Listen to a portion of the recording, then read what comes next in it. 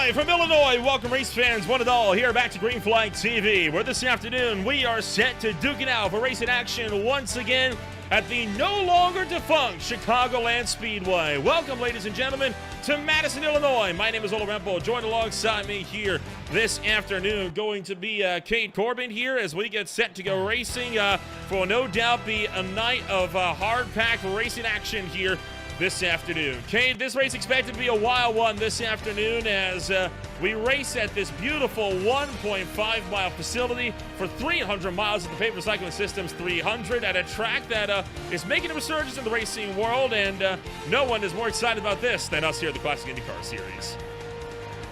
Oh, absolutely. It is a fantastic track. It's really wide. You can do a lot with it. And tonight here, as cool as the track is going to be under the lights, you're going to have a lot of grip. It's going to give a lot of opportunities for side-by-side racing, going to give a lot of opportunities to make a run, and also give a lot of opportunities to play a little bit of strategy. There is so much going on here, 200 laps to play out. I'm excited to be here, and I know for a fact that my first race up in the booth, this is going to be a fantastic one to watch. Take a look at the championship standings entering racing action this afternoon. Thomas boosted in right now, standing at the top of the boards as camera dance down in number 2. The big story here, Logan Simmons had to sit out the race 2 weeks ago as a result of being caught out for a race ban. He is now back and ready for more with the Team Watson Racing number 92. And look at a charge after camera dance for Orbit drop by Motorsports. But it's iconic Motorsports right now. We're at the top of the boards as we enter the second half of the season. Right now, only 5 drivers stand in the 200-point bracket, and it does look like it'll still be a fight between Moosonen and Dance towards the end of the season. Absolutely. With still 7-8 races to go in the year, plenty of time to make up points, plenty of time to bring back some ground. I mean, you can see there only 14 separating the top 2. It's going to be a fight. Here tonight, you're going to want to establish some position, but all the way through the rest of the season, a lot of racing still to go, which means defense from Stanton, attack from Dance, and I think we'll see that play out here tonight, especially with the way qualifying is shaken out. Plenty of road course racing at the top portions of the season. This is our second oval race in a row. From here, we'll be going to Mid-Ohio and Long Beach in September. Our final race before the Indy 500 will be the Auto Club Speedway on October 12th, followed by the penultimate race of the season at the Sebring International Raceway with a modified layout. And then, of course, the month of November, pole day, bump day, and what will end up being the 8th running of the Butt Kicker Indianapolis 500 on November 13th. And these championship standings showing no signs of getting any further apart as racers are going to be racing this one out towards the end of the race. But let's talk about Chicagoland, right, Cade? A very, very unique track for this field. The only 1.5 miles to sport a curved back straightaway, meaning in cars that are going this quick, you're effectively never going to stop turning at this racetrack. It is one of the fastest 1.5 miles on the iRacing surface, and we're at 73 degrees Fahrenheit and some northeastward winds. Track conditions are looking good for a very fast racetrack this afternoon. Absolutely. I mean, these are some of, like you said, the fastest cars on iRacing. You get a fast track, and then you get in that slipstream. You get the tow, you get the draft, whatever you want to call it. It makes these cars go so much faster. And you know what that means? That means less reaction time and less grip in the corners. You have to be at the very top of your game. You're going to be on edge for the entire 200 laps. A lot for these drivers to manage, a lot going on behind the helmet, inside the cockpit. I think the driver who can win today is going to be the smartest driver in the field. Take a look at some of the practice standings from earlier on. Sebastian Kinder topping the practice charts earlier on here this afternoon with the Team Watson Racing number 97. Johnny Garrett and Robert Barnicow, unsurprisingly, also at the top of the field with Johnny Garrett, I believe, also top of the qualifying sheets as well, and taking a bonus point for pole position. Curious to see Barnicow so far up the order. If he can keep that pace up, could we potentially see Barnicow coming home with his first career podium in the Classic IndyCar Series this afternoon? Yeah, that'll certainly be something to watch. We know that he has a really good car. You see all the Aero X cars that were able to get inside the top 10 there. Johnny Garrett, again, putting that car on pole there in the 68. So we know that Aero X knows what they're doing here today. They're going to have to fight Team Watson pretty hard for it. But yeah, Barnicow definitely going to be one to keep an eye on. Robert Barnicow, one to keep an eye out for over the course of the afternoon. It is going to be an 18-car field when take to the green flag. Racing here on a Saturday instead of the usual Sundays for the Classic IndyCar Series due to the main race taking place in the real world here this coming Sunday as well. A little bit of fun trivia for you here, Cade. There's only been 2 other instances where we have raced here on a Saturday at CIS. The first of those being on a Saturday at the Circus Villeneuve during the COVID years of 2020, and the second being all the way back from 2016 and just CIS's second season of competition. That was at the Michigan International Speedway. So, only the third time here on a Saturday night, and, well, it could be a good one here this afternoon. Well, let's take a rundown of your official starting grid here as we get set to go racing this afternoon, as 18 cars are gridded on up and getting ready to rumble for the Pavement Recycling Systems 300. Johnny Garrett starts on pole with the Aero X number 68. He starts with a 25.195. Logan Simmons with Team Watson Racing will be alongside him, coming back from a 1-race span, looking for more here this afternoon to regain those lost points. Row 2, Sebastian Kinder for Team Watson Racing coming home with number 97 here. The Frenchman will be starting in third alongside Team Watson Racing's Ethan Hagen back in fourth. Row 3, it's Randy Shoemay for Aero X starting back on row number 3. He starts alongside his teammate Robert Varnicow, qualifying 6th this afternoon. 2 cars that we're not used to seeing this deep in the field. It's Cameron Dance for Orbit Drop Bear Motorsports alongside Iconic Motorsports driver Thomas Mustonen starting down in number 8. Both of them will need to do better to keep Simmons from reeling that gap right back in. And then closing out the top 10 to the top half of the field here, Cade, it's Jan Hoffman for Vortex Sim Racing alongside Andrew Wood. Now rolling off back in row number 6, Jamie Wilson for the Power Slide team. He starts alongside Andrew Aitken, another Aero X car.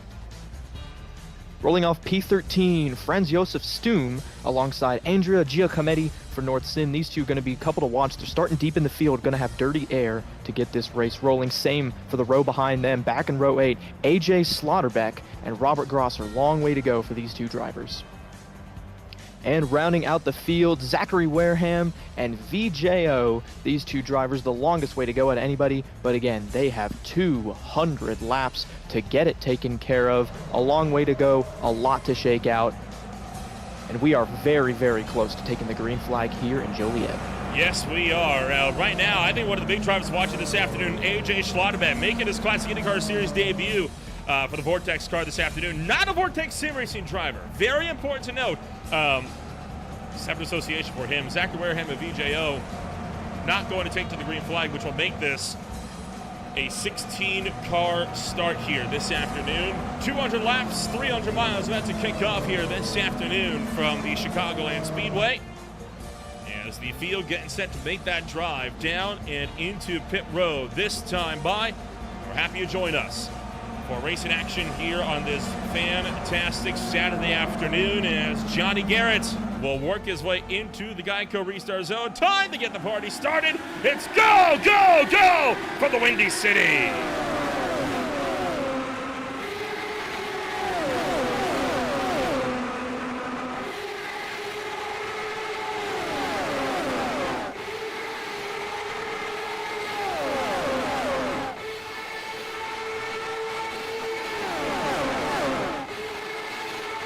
Down the back straightaway into turn numbers 3 and 4 for the first time this afternoon. It's going to be Johnny Garrett leading the way at the end of lap number 1 as the field hightails it down towards turn number 1 for the first time tonight.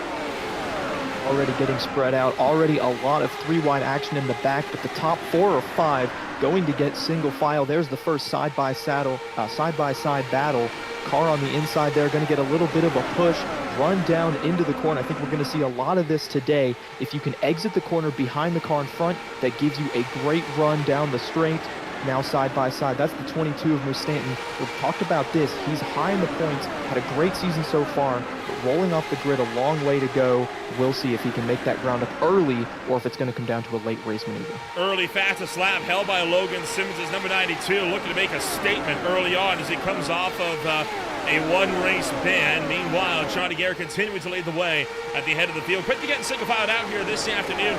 Kentucky Speedway last week saw a little bit of multi-groove racing, but it really did tend to be one of those racetracks where the top lane was the place to be if you wanted to be on defense. Do you reckon we're going to see more of that multi-groove nature that Chicagoland is doing for this afternoon? I think so. I think generally Chicago is a little bit of a wider track than Kentucky. You can certainly carry a lot more speed, and I think that lends itself to the outside lane, especially as the tires get heated.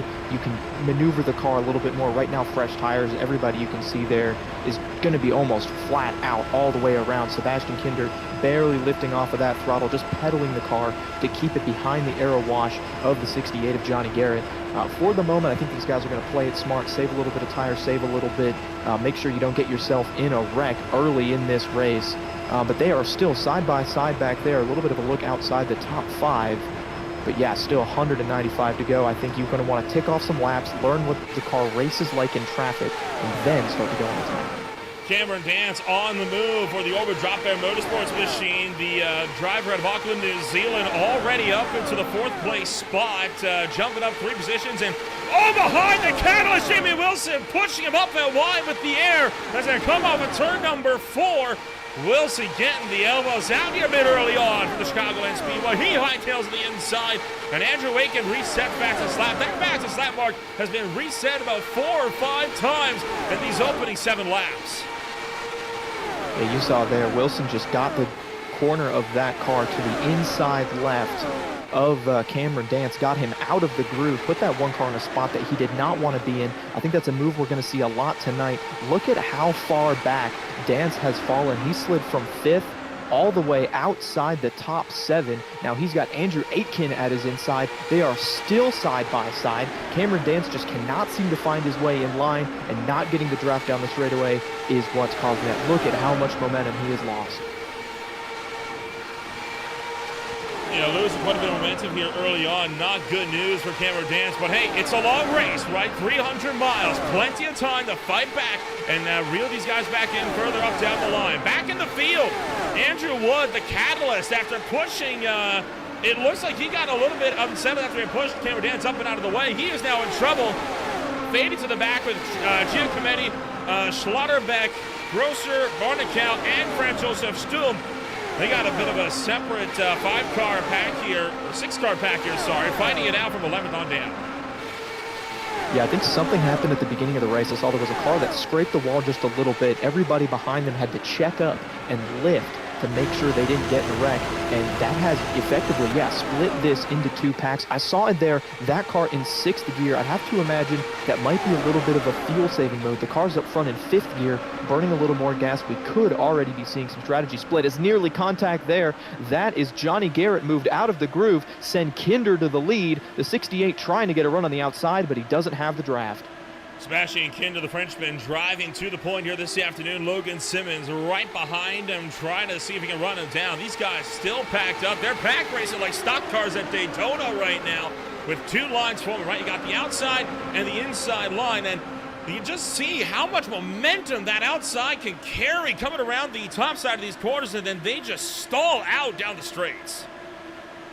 Yeah, what Mustaine was able to do right there was pull up behind the 68, and even though he didn't actually touch that Aero X car, he was able to push the air kind of into the bumper, sort of like pushing a cushion, and it moved that outside lane along. Garrett found a hole to jump down to the bottom, but now he's back up to the top. Mustaine up to the 5th spot, so making ground in that number 22 car. If those two can keep working together on the top, they're going to be able to make up some ground, but right now Kinder Simmons leading the low line show no sign of lifting. No signs of lifting indeed, and it's a nervous sight if your other driver's deeper in the field here. They're just trying to keep their heads up. Now, at this point, I'm genuinely worried if we crash it, because if we crash, that second pack about 1.7 seconds behind the back marker in this pack, prime position to come flying in with absolutely nowhere to go at top speed, which would create for a devastating impact. And of course, no fast repairs in this series. So if you get damaged, that's it. You're usually done, especially out of the oval. Yeah, and the other thing now, too, if we see a wreck, that's going to be half the field, essentially, no matter what. If one of these top 2 gets turned around and nobody has anywhere to go, easily 8 or 9 cars involved. Now they're 3 wide down the back straightaway. Garrett hung up on the outside. That car in the middle is Jamie Wilson. Another aggressive move from the driver of the 87. He's able to slot himself into the bottom in the 3rd spot, pulling Jan Hoffman along with him. A lot more packed up this afternoon than we were at the Kentucky Speedway 2 weeks ago. Oh, Johnny Garrett trying to tuck in line down on the inside.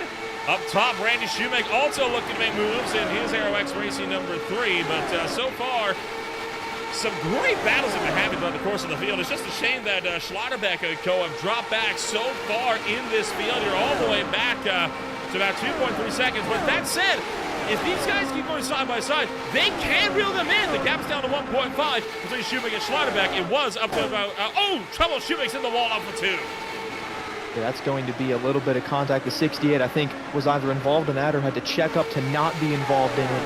And from the lead back to 10th and losing the front pack, awful news for Garrett, awful news for Shoemake as well. Hopefully no damage to that number 3 car. Now this is critical. With Johnny Garrett following up, that bridges the gap here. Now Schlotterbeck and Co. can use Garrett as a pick to build that momentum and fight through it back to Shoemake and get caught up with the leading group again. Yeah, running single file is always going to be faster than running side by side, and Schlotterbeck has a good car in Andrew Wood behind him. It wouldn't surprise me if this is the fastest lap of the race right here at AJ Schlotterbeck, with as much momentum as he had, getting the draft off the 68, not quite, but the gap was 2.4 back to the lead. Now it is down to 2.0, so Schlotterbeck and company reeling in the lead draft. Back up front, that car I thought had a lot of damage. It's actually just painted black in my opinion, but Andrew Aitken hung up on the outside. It's a little difficult to tell for sure, but Aitken, damage at least in terms of his position, slipped all the way back to the 8th spot.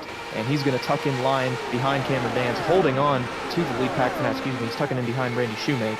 But 9th spot, not where Aitken wants to be right now. Let's take a look back at what happened to Randy Shoemake and Johnny Garrett earlier on. This is a bit of a close fight that these guys had deeper in the field here. Coming down to the turn numbers 1 and 2. And, man, the 27. Holy cow. Contact. Almost turned Johnny Garrett. What a snap sideways save for that number 68. That is an extremely difficult move to make, and I am shocked that that car did not go into the outside wall.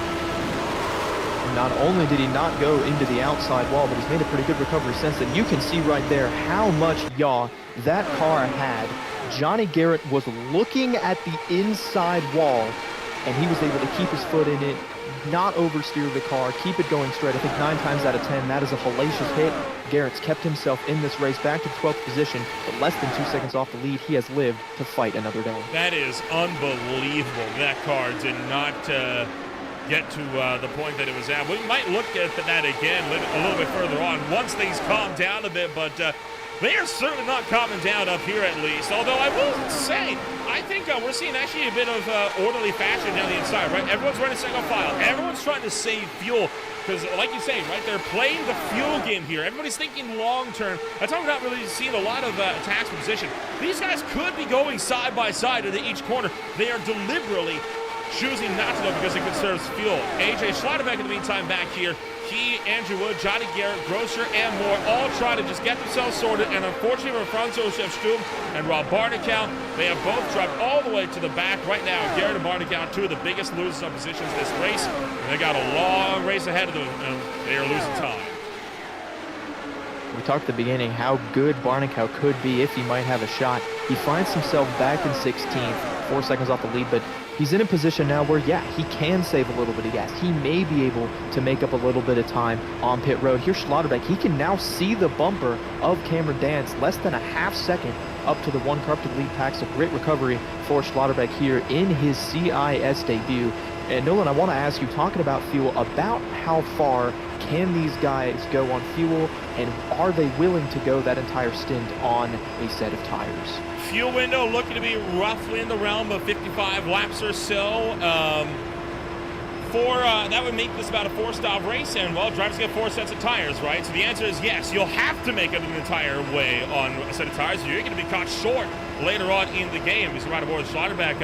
Look at those deltas down to the bottom right? I mean, that shows he is consistently reeling in the front runners. We're about to have a full 14-car pack again. And we mentioned in the beginning when they had slipped back, they got organized really quickly, put it in 6th gear, saved a little bit of fuel, saved a little bit of tire. I think they've got the grip now and they've got the pace. He can push up there. It would surprise me if he gets to that pack and stalls out. I think he has forward momentum. As soon as he gets to the bumper of the 1, as soon as he gets to the bumper of the 27, he's going to want to make a move. But look up ahead of him. They are now side by side, 4 rows deep. Where is that 14 car going to go? Randy Shoemake knows where he's going to go, and it's right to the point as he pulls alongside the Frenchman coming down to turn number 1. Shoemake trying to make the drive up top. Logan Simmons tucked it on the inside line. Now Sebastian Kinder looking like he might be about to fall victim to Air Wax up on the top side of the racetrack as Kinder tries to hold the bottom, but he's starting to push up a little bit. Getting that air taken off of the right rear for the number 3. Yeah, Shoemake had been on the outside for about 10 or 15 laps, working it in, getting it going. He got some good cars behind him. Right now, still only up to the 2nd spot. Has not cleared Kinder for the lead, but he's trying his best. Look at the run he's going to get down the backstretch. Simmons, the push to Kinder, keeps that 97 car out front for the moment. But Shoemake, he's able to hold that inside lane down on corner exit. Look at how low the 97 to 3 have to stay coming out of turn 4. That just kills all their momentum all the way down the trioval front stretch. Shoemake not done fighting yet as he is going to try to make this pass happen. You're right on board with Sebastian Kinder, the current race leader. There's Shoemake all the way up on the outside line. Logan Simmons just behind him. And boy, that is a nerve-wracking sight to see, right? Somebody looking to the outside. Now Shoemake's got the front wing just about at the gearbox of Kinder. Trying to carry that drive all the way around the top, but it's not going to happen. Although, again, we see Kinder slipping up on the inside just a little bit more. Every time he does, that upsets his momentum run more and more. Now, 2 wide for the lead coming down to the turn numbers 3 and 4. And every single lap, it's another inch that the 3 gets closer to that lead. I'm also seeing Logan Simmons in the 3rd spot. He looks like he's getting impatient. He can see that the 97 has lost a little bit of grip. He's not getting as good a run off the corner. It looks to me like Simmons wants to make a move if he can. At the moment, he is kind of stuck, right? He's boxed in. He can't go anywhere. But I think if he gets the opportunity, he might try to jump on the outside, maybe take this race 3 wide. I don't know if patience is really Simmons' priority right now. It certainly doesn't seem like it. Well, he's patient enough to at least tuck in line and not force the issue 3 wide because he knows that would effectively be suicide at the speeds these guys are going right now. As he tries to just be patient, run his race. You know, he could be doing reconnaissance as well, trying to see how does the outside line work with Randy Shoemake. How long is it going to take him to clear him? Because now he's alongside. He's just got to get around him, but that's a much easier. It's much easier said than done. If Shoemake really wants to side drive him, he's got to get the front wing ahead first. He is dead even right now, though. Coming off of turn 2, I think he's going to get a really good run. Nobody directly behind him, so Shoemake basically doing it all on his own. But he is really pushing that 97, had the lead there for half a second on the backstretch. He might get it coming to the line here. It is really close as they cross the stripe. Randy Shoemake leads the lap for the first time today, working the 35th circuit out of 200. Still side by side for the lead. Logan Simmons still tucked in on the bottom. Moves Stanton up 4 spots from where he started. He is solidly in 4th. And then behind him, they're trying to get that outside line working again. Hard to believe that we're already 35 laps deep into this race. We're nearing the 1 quarter mark, and it's only been a few minutes, right? I mean, these guys have been going at it here so aggressively the last little while. Update on Sturm and Barnicow, by the way, they have now dropped off 5.5 seconds of the race leader. So they are going to be effectively done for now, unless they can really get some momentum working with them here in the latter portions. But yeah, 1st through 14, all packed up in a blanket. And right now, no car is separated by more than 0.3 of a second in the entire pack. Otherwise, 1st to 12th within 1 second of each other. And this is that product of that drafting racing you talked about, right? You talk about a multi-groove track, a lot of people immediately think, oh, that means I can jump out and make a move and I can pass whenever I want to. That's not necessarily the case. If the 2 lanes are equal, which I think is about what we're seeing right now at this exact moment in time, you can't go anywhere. You can get next to somebody, but you just can't complete that pass. Kinder led the lap that time. Shoemake's still right next to him, but that has pulled Jan Hoffman up to the 4th position. Really good run there for the 05 car. He's got Ethan Agan in tow, and they are going to be side by side once again. Shoemake trying to grab the lead through turns 3 and 4. This is an absolutely fantastic race, to put it mildly. I am thoroughly enjoying myself as this field continues to make drives into turn numbers 1 and 2. Shoemake continuing his strong drive up on the outside of the racetrack. And thought about jumping down, but Kinder was still in there. You wonder if maybe he could get a bit of an arrow push from Jan Hoffman just behind him. Might try to help get up there. Simmons a bit crossed up out of turn number 4, and now Schlotterbeck all the way to the outside, nearly into the wall in the tri-oval. Yeah, not sure exactly what happened there, but that car was pointed at the outside wall. Great save from Schlotterbeck, but he's going to lose a ton of momentum. Riding along now, this is Jan Hoffman, the 05 car. You can see kind of peeking to the outside of Shoemaker, not all the way behind him, and then pulls behind him in the corner, which I think gets a little bit of aero wash. You can see the momentum that was lost there. Logan Simmons was able to push Kinder all the way up to the lead. In fact, the 97 is clear. The 92 nearly clear as well. What is happening? Shoemaker walks it up the track, nearly into the fence.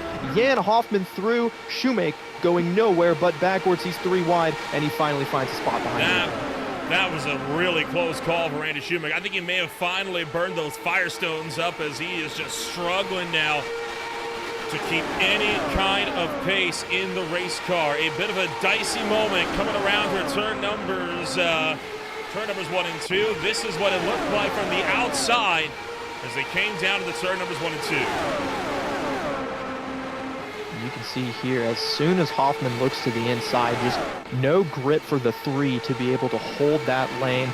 I think did a good job staying in the throttle there and basically minimizing his losses. But Shoemaker went from fighting for the lead all the way back to P8, and I think that's a lesson that he's learned, right? Running that outside line, being the only car there, side drafting on corner exit, lap after lap after lap. Like you said, just burned those Firestone Firehawks off of that car, and you know, now he's going to know that for next time. We're about 7-8 laps away from a pit stop here, and I think he's going to treat his next set of tires a little bit differently, knowing what he did to that first set. First set of pit stops are expected around the lap 55 mark as we run here at the Chicagoland Speedway for only the 3rd time in league history. Prior races include 2018 and 2021. However, this is the first time that this race has been run under the lights. Both races prior have been in the daytime. First ever night race at the Chicagoland Speedway, and honestly, I'm a fan of the night race. There's something special about running under the lights at a racetrack. It makes it feel so much more grand. Whoa! I'm a huge fan of the cruiser. Move to the outside, barely clear for Kinder. Woo! My goodness. Simmons jumped up top. Kinder wasn't having it. Pulled a massive haymaker of a block up to the outside wall. Somehow didn't result in disaster, but we nearly had caution number 1 right there. You cannot be playing those games when you're hitting speeds over 250 miles an hour. This is a racetrack where you typically go into the corner and turn left. Well, on corner exit, Kinder was turning that wheel to the right. Car on the apron. That is the 3 of Shoemaker. He has fallen off the draft. I don't know what's wrong with that car. It looks like all the tires are up. This may be just an early pit stop, Nolan. I think he saw what was going up front and decided, you know what? No, thank you. I'm going to go for an undercut strategy here on this one. So, Randy Shoemaker down pit road. Everyone else, though, still battling it out. And it looks like we've calmed down a bit. I think cooler heads have, for now, prevailed, but no problems. They're going to keep prevailing once we get closer to that pit stop window. That's one thing to know, right? You must enter. Normally in NASCAR racing here, right? You can just pit straight off of turn 4. Not here. With the speeds that you're going, it is a rule. You must enter pit road in turn 3. Yeah, for a moment there, I forgot that, thought something was wrong with the 3 car. But yeah, it's just, it looks to me like a scheduled green flag stop. He is running that undercut strategy, so everybody else is now going to pay attention to the 3. Will he be able to make up time in the long run? I'm looking at lap times here, and the drivers have only lost about 0.2 of a second based on tire wear since the beginning of the race. So huge penalty here for Shoemaker is going to be not having the draft. I think he's going to lose more of that time, even though he's got fresh tires, no cars in front of him, no cars to draft with. It's an aggressive call from Shoemaker for sure, maybe conservative, keeping himself out of that pack, but for the moment, I'm not sure how this is going to work out in the long run for the 3 car. Well, what he might be trying to play here, right, is the mind games as well, because remember, one thing he won't have to contend with when coming down is checking up for all the other drivers around him on the way in. That can easily cost you seconds coming down to the pits, right? Having to slow up extra hard to avoid drivers pitting in front of you, especially in Indy cars like this where you can't afford to give him a quick little bump. So he doesn't have the traffic management on entry or exit to worry about. He can just go straight in, straight out. But the question is the time he's going to save on that enough to make up for the time he's losing right now by not having the draft? Yeah, I think every lap that he runs not being in the pack is just bleeding time, bleeding seconds. Comparing lap times here, he is half a second a lap off of the lead pack, even though he does have fresh Firestone tires. So he's hoping that these guys pit as soon as they can. They've already made it into the pit window here. You pit here, you've only got to pit 2 more times in this race. Kinder right now holding the inside, and that's going to be something too. We got a car coming to pit road. That looks to me like it's Jamie Wilson in the 87. He's going to be the next one to make a stop. Jamie Wilson will be the next one in number 87 for the Power Slide Team Chimera crew. And again, only one car coming in. It's really a game of chicken. Nobody wants to come down pit road because remember, there's no lucky dogs. So if you come down pit road, go down a lap, and then a caution comes out, you're screwed. Your race is over. You can't get back on the lead lap. 2 more cars coming in this time. Looks like those are a couple of team cars, so communicating with each other, but you can only play the game of chicken for so long. You talk about 55 laps of gas. Some drivers maybe have been saving fuel. They can push it a little bit longer, maybe get to that lap 60 mark. But if everybody tries to run each other out of gas, then they're all going to have to pit at the same time. And then we have a mess of cars on pit road. There's the 05. That's Hoffman. Grosser in the pits as well. Grosser kind of a come from behind. He lost the lead draft at the beginning, but got himself back in the pack. And he's going to be able to exit pit road with the draft, putting him in a better spot than Wilson and Schumann. Team call here, right? 2 Vortex Sim Racing teammates coming down into pit road here this time by Grosser off and away 10.7 seconds in the box. Hoffman away only 9.7. So Hoffman about a second less than Grosser in the pits. That can actually run the risk of separating these guys on the pit exit, because look at what 1 second on the pit stops translates to on the racetrack. It is a massive time difference of 1.3 or more. And that is a huge distance as well. I don't know if Grosser's going to be able to get the draft. Oh my gosh! That is the 64 of Andrew Wood. Locked up the tires. Yeah, great catch, but a ton of time lost, unfortunately. Another car in pit road as well. Looks to me like that is the 12 of Robert Barknow, bringing it in from way behind the leaders. And here comes everyone else. We got Kinder coming in. We got Egan, Schlotterbeck. And yellow is out, and there is Johnny Garrett. Caution is out. That's going to trap a bunch of guys a lap down. I don't see a ton of damage, but not at all what he wanted to see. Oh, this is perilous. Caught right in the middle of the racetrack and takes a quick gap to throttle back and get off the racetrack so he doesn't run the risk of getting hit. But like you say, this traps a bunch of guys a lap down. Now, there is a way they can get back on the lead lap. They're only one down. They cannot come back down pit road. But what they can do is stay out and get their laps back by getting away around the pace car with 1 lap to go. So there is a way to get their laps back, but it still puts them on the back foot on strategy. Here comes everybody else. Yeah, either way, they are not on the preferred group. You saw some really heads-up driving there from the leaders. Did not pit as soon as the yellow came out. Pit road closed. Kept their head on their shoulders, were able to not get a penalty for pitting under a closed pit road, but now everybody able to come in. Probably going to be a little bit more calm than doing it under green, but Logan Simmons was able to get the lead out of that exchange, and he will be leading the field down into the pits. Everyone down and in that was on the lead lap, and they're going to quickly make their way back out onto the racetrack. Let's take a look back, see if we can't find out here what happened to the rest of the field. Sebastian Kinder, a long stop for Kinder, going to cost him dearly. This is what happened to Johnny Garrett. He and Schlotterbeck are coming down pit road, and how much are you willing to bet? We've had an issue here with one guy running into the back of another on pit entry, exactly like I talked to you. Watch out for. No, Schlotterbeck caught the transition and spun. Yeah, Schlotterbeck got that right rear tire on the apron. He gets sideways, and there is contact. Nowhere. Unfortunately, that's going to be damage for those 2 cars, yeah. We'll see how long Garrett's pit stop is. Still on the lead lap for the 68 car, but that one has got to hurt. Here's it at full speed. And you're going to see the 14 just start going around in front of him. And there it is. Schlotterbeck loses it. No way for Garrett to get back up onto the track. Heavy left front contact. And that's one of those things, you talk about Schlotterbeck. This is his first race in this series, which means he's never done a pit road entrance with this car at this track with this group of guys. Just gets a little bit too aggressive, and again, yeah, just nowhere for Garrett to go without hauling that car to the right and potentially doing even more damage. So still in the race, still 140 to go, but not at all what he wanted to see in this entire exchange. Logan Simmons has cycled out to the lead. And Johnny Garrett tried, right? He really did make an honest effort there to try and avoid that, right? 4-tire lockup, but, at those speeds, there's just nothing you can really do about it. Lights have gone out aboard the Irish pace car. We'll go green this time. And as predicted, all the drivers that were a lap down able to get back on the lead lap, but now they are down, sometimes up to 2 laps on tires.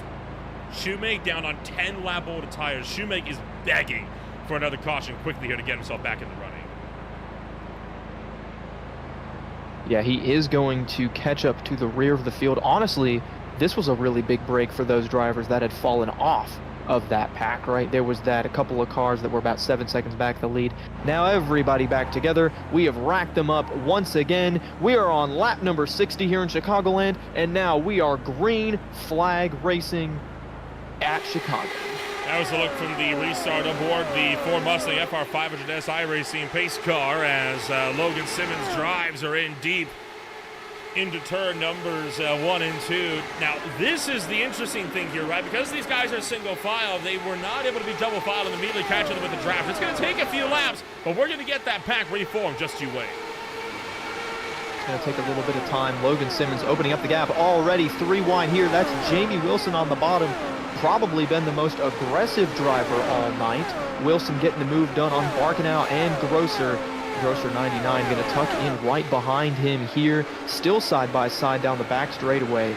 And they're going to get a run to the inside of Barkenau, who honestly was probably the biggest beneficiary of that yellow. Like I said, was 7 seconds back in the lead. Now back 3. Mustanton goes to the lead. Simmons way on the outside. What happened to that car?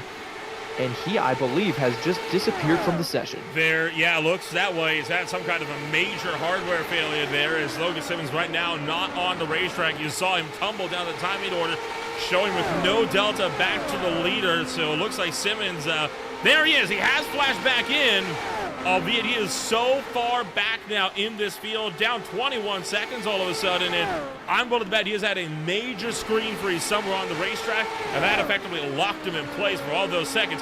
The good news, and there is some good news here, he is on the lead lap, so that is salvageable if he can get a caution to bail him out before he goes a lap down. Yeah, if he can get a caution or play a little bit of pit strategy with that yellow. Either way, he does need the caution to come out. This one is recoverable from Logan Simmons, but unfortunately an issue there. I know it's something that happens. He might not be the only one. Right? Johnny Garrett just having a major blink as well, albeit he gets it sorted before it causes any issues. Which is not the night that Garrett has wanted. He's recovered himself up to the 8th spot, but yeah, even though it's something out of these drivers' control, I like to liken it to a mechanical issue, right? In the real world of racing, the quote-unquote physical world, you have these things happen from time to time, right? You'll break a tie rod or something will go wrong with the engine of the car. Now you're in a situation where that gets translated to a computer, a graphics freeze, a connectivity issue. Andrew Aitken making a move for the lead, and he is going to clear Mustanton into turn 3. No issues for either of those drivers. They are fighting it out for the lead, and they've opened a pretty big gap back to the 4th spot. That was a beautifully executed undercut from Andrew Aitken down to turn number 2. Musaden never saw it coming, and by the time he did, Aitken was there and it was too late. Musaden tried to pull the same move off of turn 4, but Aitken was able to get the drive right back around him and fight his way out of it. So Aitken now takes the lead, and Musaden going to have to try to find a way around that, and he's going to have to try and just save some fuel, sorry. And hey, why not take the chance, save some fuel? It worked out well for him when he was saving fuel in the first run because the caution came out at the last second, so may as well do it again. Yeah, it should be noted that caution came out on lap 57, coming to lap 58. We predicted about 55 laps of gas, so saving 3 laps of gas over the course of the first quarter of this race, honestly, paid off bigger than any move that they could have made under green. So if they're going to look to replicate that, they are going to have to start saving now. A little bit of battling going on has brought a few more drivers into this pack. We've got 6 cars in a lead draft now, going all the way back to Giacometti. But for the moment, Aitken continues to hold the lead. Mustanton has no way around, and we'll see if, he's content to run in second and save some of his stuff. His car to the outside there, that was Cameron Dance. The Frenchman got to his inside, and the one car went way up the track. And Cameron Dance has been struggling with that car. He has been unable to keep that Orbit Drop Bear Motorsports machine on the bottom side of the racetrack. And, well, you saw him trying to, right? Because he was trying to fend off Kinder and Ethan Aiken, but just wasn't ever able to quite get the job done. So Dan's going to drop back something. Even there, look at how much he's struggling to keep that car on the bottom side of the racetrack, while Giacometti behind is just sticking in his draft, trying to catch up. Yeah, that car is just so tight, so much understeer on corner exit. I don't know if he's got damage, he's worn out the tires. You can see it there again on the exit of 2. He has to wash up all the way to the wall for some reason or another. Just can't seem to get that one. We're going to ride along board with him here. You see he's in 5th gear. It looks to me he may actually be loose. He's afraid to turn the wheel. That's why the car's going up to the track. It's one of those 2 issues, but it's preventing Cameron Dance from moving forward. Push it up to the racetrack, and I mean, hey, so long as he stays within drafting range of the cars in front, it should be fine. Shouldn't have an issue with it. So he's going to keep up where he's at. We do have battles further down the field yet. Jimmy Wilson, the catalyst, getting around, trying to get around Jan Hoffman. He will get around Johnny Garrett up to his outside. You've also got Andrew Wood back in this battle here as well. So Wood and Wilson, 2 Power Slide Team Chimera teammates, going to link up as they try to gang up on Vortex Racing just up the road. You've also got Shoemate back here as well. These are all the drivers that did not come down pit road because they had to stay out to get a lap back, and look at how much that has already costed them early on in this. Yeah, it's cost them, but being 2 seconds back is a heck of a lot better than being 1 lap back. And they're still fighting for good position here. They are fighting for P7. This is inside the top 10. One more yellow flag could very easily get them back into this. You can see Shoemake again trying to work the outside, and he's been very aggressive all day. I think that's going to be something to keep an eye on, even though he's a little bit behind the 8 ball right now on strategy. If he can keep pushing his way forward, we saw it in the first stint. The second pack was able to catch the lead pack before the pit stops. We have about 30 laps before we're expecting them on pit road. It is possible that these guys could reel in about 1.5 seconds, but in order to do that, they're going to have to get single file. Well, you want a single file. They just got single file, so I don't know. Everybody but Shoemake. I don't really see them running down the front runners either, right? I feel like the tire disadvantage can be a bit too great to surmount. So I don't think they're going to catch the leaders, but I think they can at least mitigate the damage. And again, hope for another caution flag because, greater odds, you're probably going to get another one when you're running this close together. And that is something to think about. We talked about side by side, how much that can slow you guys down. If Mustanton and Kinder get aggressive, if they start trying to race for the lead, right, there's the carrot on the stick there. You want to lead a lap. You want to be in control of the race. Battling for first has a lot more of an incentive than battling for 7th. They cut down 1/10 of a second that last lap that second pack did.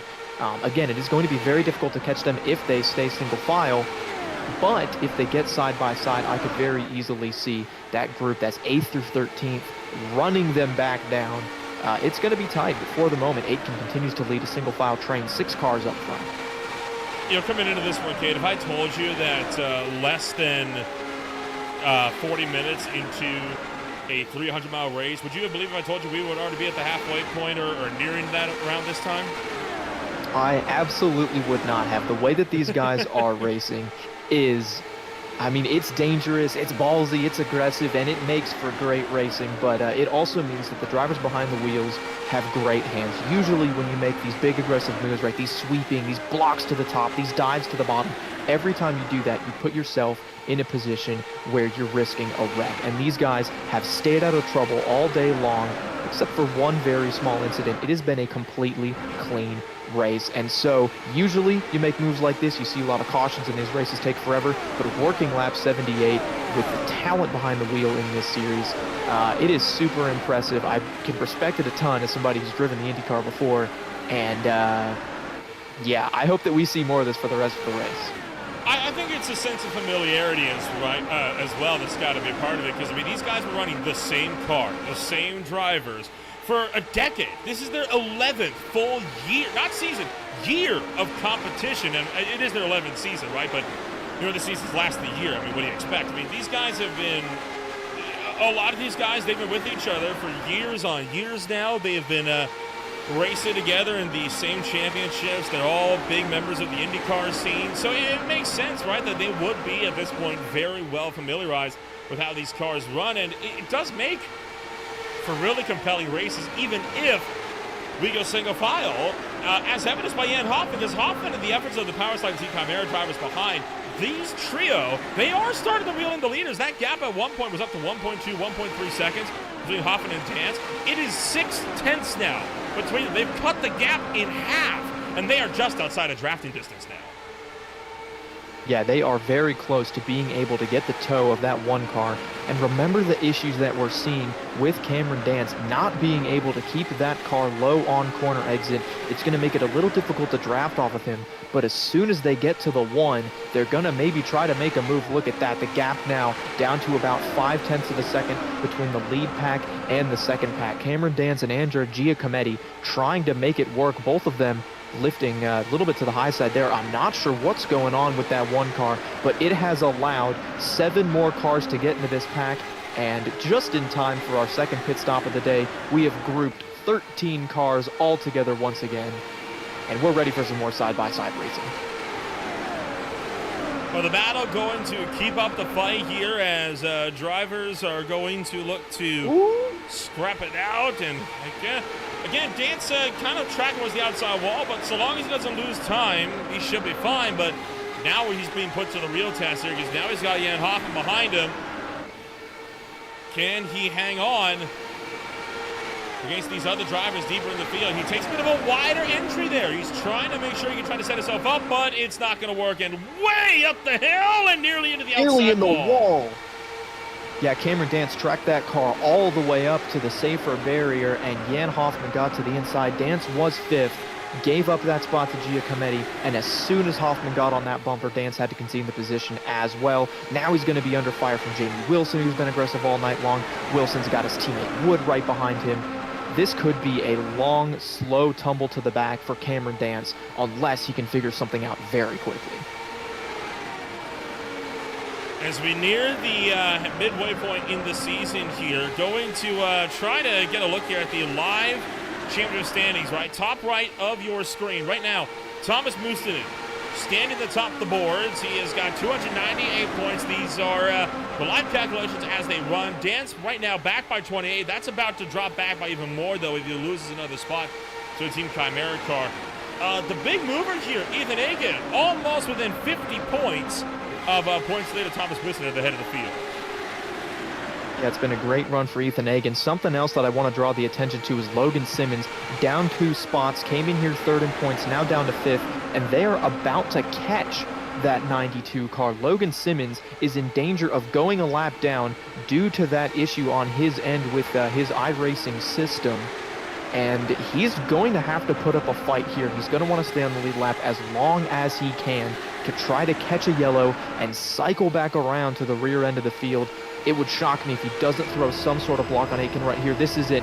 Looking off the back bumper of the 92 car, he can see the leaders bearing down on him. They're going to be there in just a couple of laps, and it's going to be everything Simmons can do to try to fight these guys and stay on the lead lap.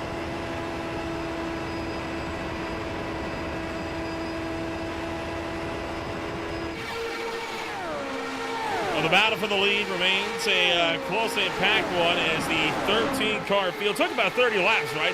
But they are fully formed up again, just like they were throughout much of the opening run that saw 50 laps plus run under green. Seeking to look around now in towards the pit stop window, which will be coming on up in about probably about 20 to 25 laps time, thereabouts. So now we're starting to see drivers coming down to pit road, so it'll be well past the halfway point when drivers come down pit road. Yeah, and you remember from that first run, a couple of drivers tried the undercut, and it did not really work for them. It's taken until right now for Shoemake to get back in the thick of things, to get back inside the top 10, just past Cameron Dance back to the 12th spot. But that, I think, really is going to discourage a lot of drivers from trying to sneak on the pit road early and gain some sort of tire advantage. It is just not worth it. You have to stay out as long as you can, save some fuel. I think that's why we're seeing more single file racing this time. But yeah, in about 10, 15, maybe 20 laps, if these guys can stretch it, we'll see the entire field on pit road, and that was super treacherous last time it brought out a yellow. It may well bring out another caution if we get 10 or 15 guys trying to pit at the same time. Well, we got some time before that comes about, so before this gets too much more intense, going to give a quick shout out to the folks that keep the lights on here for the Classic Indycar Series. Founded in 1989, Paper Recycling System first provided cold milling services to the Southern California market. Now PRS has subsequently grown into the premier general engineering subcontractor for cold milling, soil stabilization, roller compacted concrete, and cold in-place asphalt recycling in California and Nevada, with a presence in Utah, Oregon, and Washington. In 2007, PRS added pavement coating companies to its roster, added paper preservation services throughout California, and specializing in the use of RAP aggregates via their reclaimed aggregates division. Both PRS and PCC are owned by PRS Holders Incorporated and are proud to be 100% employee-owned. For more, visit paperrecycling.com. Other sponsors include, of course, Butt Kicker, one of the associated sponsors, and of course our title sponsor, Virtual Racing School. Big thank you to VRS for coming on board to bring you all of the action for the 2025 edition of Classic Indycar Series competition. Andrew Aiken has finally caught Logan Simmons and is seeking to put him a lap down, and Simmons is not making it easy. Yeah, Simmons put that car right on the inside, right where Aiken wants to run. Now Aiken had a little bit of a look to the inside, but this is that defense that we're talking about. If Aiken goes to the top, it makes him very vulnerable from a Stanton to drive to the inside and past the 27. So Aiken a little bit incentivized to just stick behind the 92, especially if he's trying to save gas. If Aiken wants to save some fuel, he can tuck in behind that car, get the draft. Right there, washes up the track a little bit. Here comes a run from Stanton. Stanton stays patient for the moment and sticks behind Aiken. But Simmons right now able to stay on the lead lap. It's going to be really hard for him to keep this up for the rest of the race. But for the moment, he is still on the lead lap. Well, you kind of brought it up before I had a chance to, right? Andrew Aiken looking to potentially have a chance to save fuel. He's running at the head of the field, right? So he is going to be about a couple laps out of cycle on fuel probably. Being behind Simmons gives him that chance to finally save a little bit without giving up the race lead. The only problem is with that dirty air, it does cause a push up the racetrack. We saw it with Dance. It's still happening with Dance. And Andrew Aiken has to make sure it doesn't happen to him as well and cost him a race lead. Here comes Shoemake down pit road.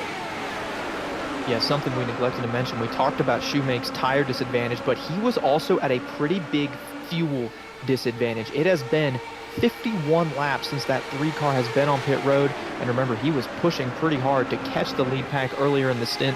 I think that 3 car finally got close to running out of fuel. Shoemake doesn't want to run the undercut again, but he sort of doesn't have a choice as we've got to move for the lead. Move Stanton and Kinder to the inside. Aiken falls back on the top, and it's a new leader here in Chicago. No help for the Aero X number 27 up top. Thomas Woosen is going to jump to the point. As Shoemake comes down pit road. Shoemake, one of those drivers that was really hoping for a caution, and he didn't get it in time. And how about this? Logan Simmons actually started to pull away from first place on back here. Look at the gap he's starting to walk out here. And this could be due to fuel saving. This could just be because he hasn't been at the draft. He hasn't been in the aero wash, abusing those tires. So Simmons able to hold some pace. He's technically scored ahead of Shoemake right now with Mustanton in the lead. Look at how far back Aiken fell, getting up on the outside. Why he didn't want to do that to get around the 92. Now that choice falls into the lap of Mustanton. Does he want to risk it running the top, or is he content to sit behind the 92 and keep Simmons on the lead lap? Officially halfway, 150 miles down, 150 to go. As Thomas Mustanton continues to try and get around Logan Simmons to put him a lap down. Double file a bit further down the field. Johnny Garrett trying to look for the inside of Andrew Wood. Robert Grosser trying to go around the outside of Johnny Garrett, and that actually might be a move that pays off for Grosser. And Aiken still trying to claw his way back into the field, and Andrea Giacometti doesn't know what lane to follow. Yeah, this is that point in the run where if you're going to talk about tire wear and abusing him on the outside, you might as well burn them if you've got them. If you still got some grip left, get up onto the outside and try to make up a couple positions before finding your way back to the bottom of the pit. I think that's what we're seeing with 27 here. He lost his spots up there, but he's decided, you know what? Let's commit to it. See if he can't get a couple of cars behind him, get a little bit of help. Got a really good run down the back straightaway there. He is still in the 4th spot, gaining time back now. I think he's got a little bit of help behind him, and that is going to be the move that might keep Aitken's track position. Instead of just tucking in line and calling it a day, yep, here he goes. Giacometti slides up to the top. Thought about maybe helping him. Now Aitken the only one up there, but good damage control out of the driver of the 27, showing why he had the pace and the smarts to go up and lead this race.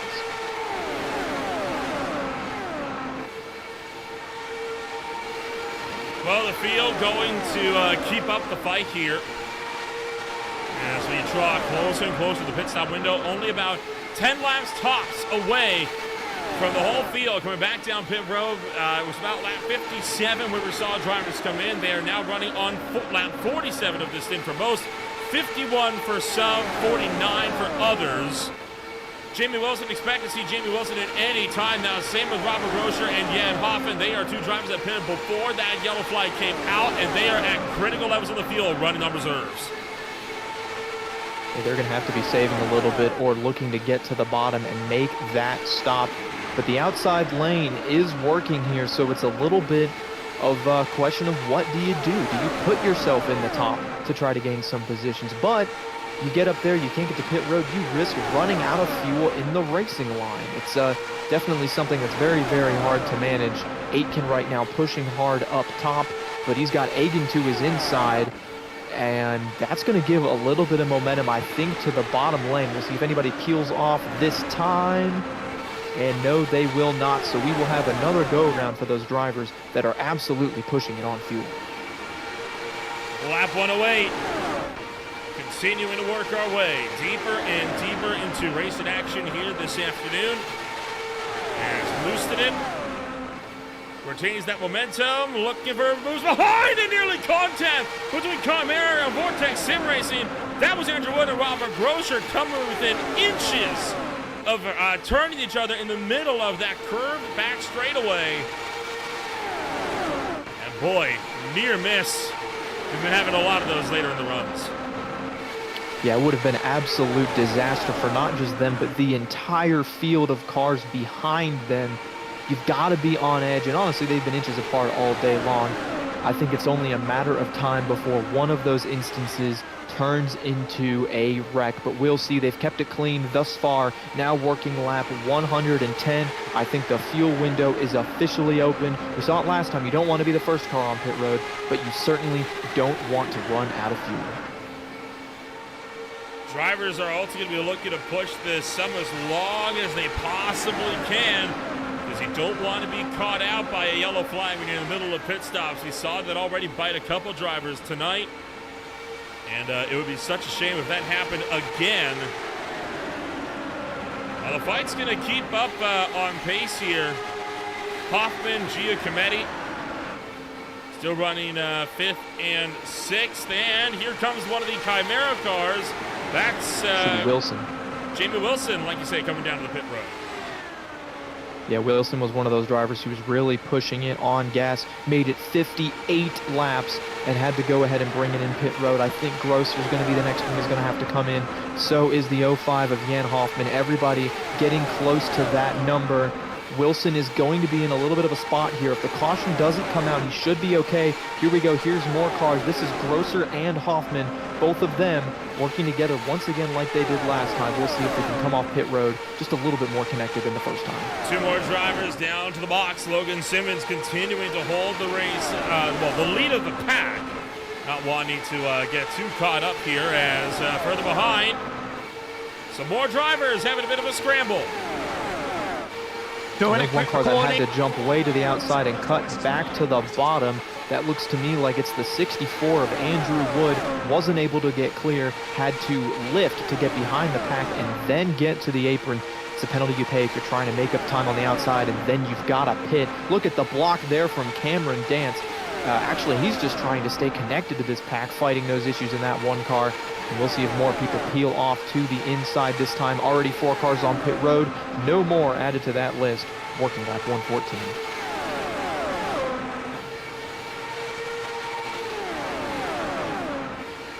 So the fights continuing to pick up in pace here as Mustonen, Kinder, Agen, Aitken.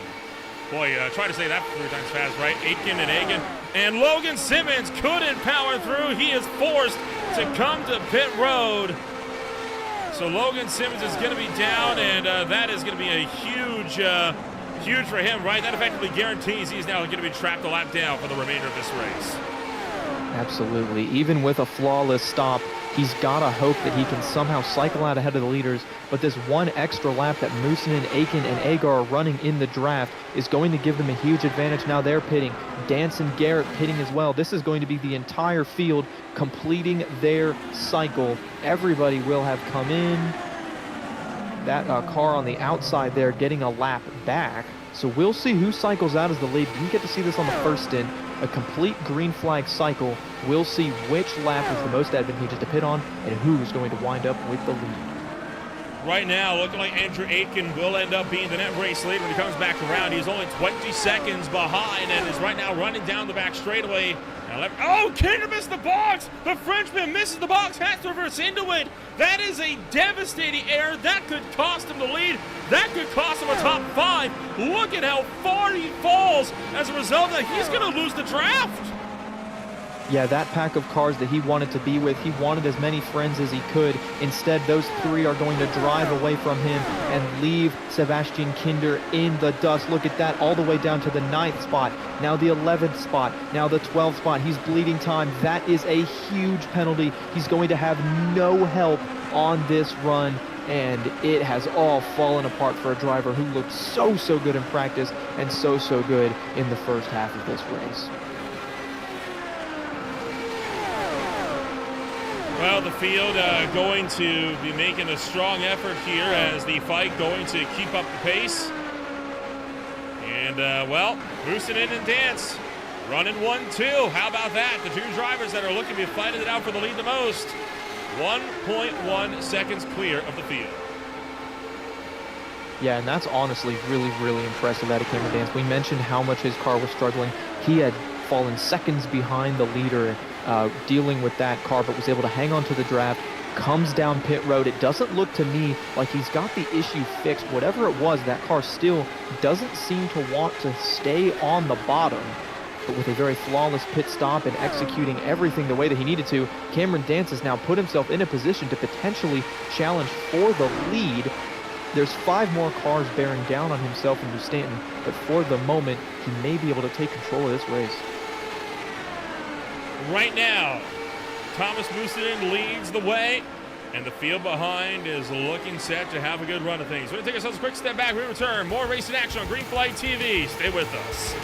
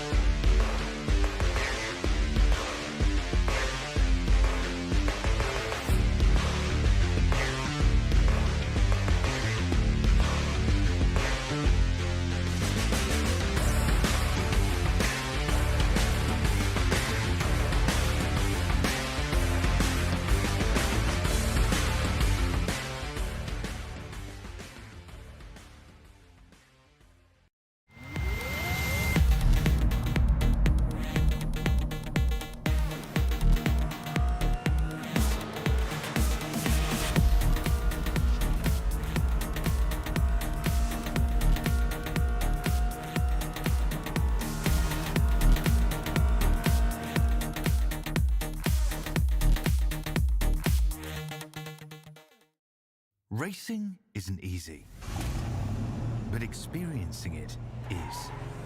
iRacing puts you in the driver's seat with the industry's leading sim racing game.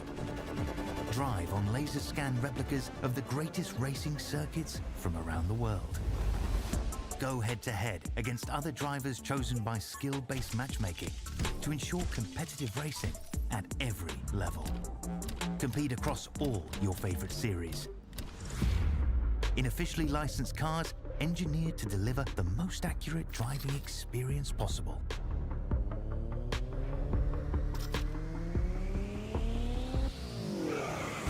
Join a race or host your own with players from across the globe. Race against the computer or in a league with friends. Feel the thrill behind the wheel. Visit iRacing.com.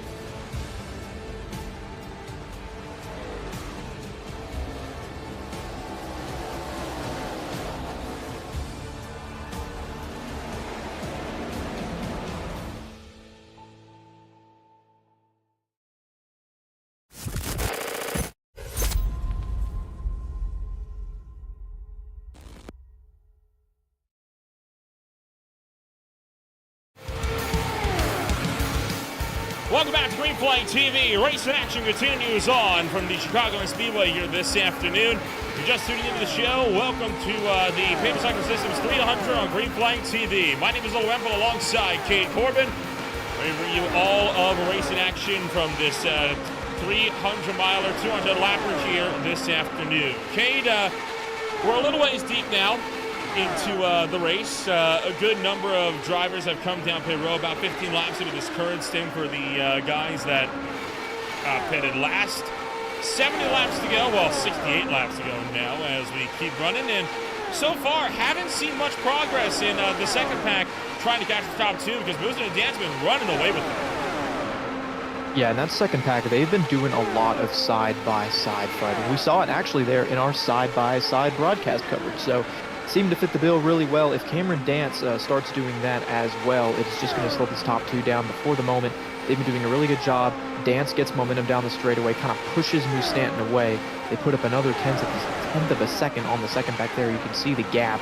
But yeah, these guys fight. As these guys run single file, it just slows them down and prevents them from catching the top two. So they're going to have to really lock in, put in some very, very solid laps. They've actually been caught. There was a third pack that has now merged with these guys. If they can get the strength in numbers, they might be able to reel them back in.